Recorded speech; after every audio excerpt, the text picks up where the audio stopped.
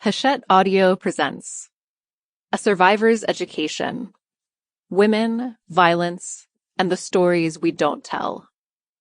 Written and read by Joy Neumeyer. While here, I, an instructor in forgetting, teach that pain passes, for it's the pain of others. Still in my mind trying to save Miss Jadwiga, a little hunchback, librarian by profession, who perished in the shelter of an apartment house that was considered safe but toppled down. And no one was able to dig through the slabs of wall, though knocking and voices were heard for many days. So a name is lost for ages, forever. No one will ever know about her last hours. Time carries her in layers of the Pliocene. From Czesław Miłosz, 6 Lectures in Verse, Lecture 4. Author's Note. The names of everyone connected to the investigation of my case have been changed. The story, however, is real, depending on who you ask. Part 1.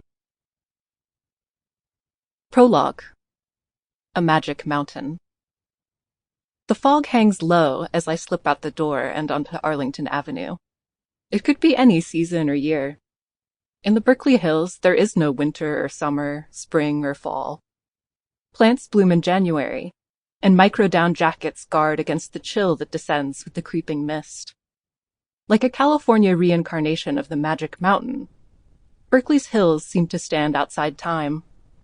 Thomas Mann's hero, Hans Castorp, arrives at a Swiss sanatorium for a brief visit, but invents a fever that allows him to stay for 7 years.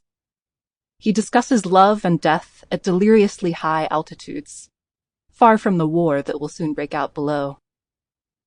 After working as a journalist in Russia, I came here to study Europe's past. When my plane from Moscow landed in San Francisco, I stepped out into balmy temperatures. Across the bay in Berkeley, I smoked weed and smelled angel's trumpet flowers, their orange blossoms bursting with nocturnal perfume. I never wanted to leave. While sitting in seminars, I sometimes stared at the redwood trees outside the window and wondered at my good fortune. Theory is gray, Goethe's Mephistopheles tells a student in Faust, but the tree of life is green.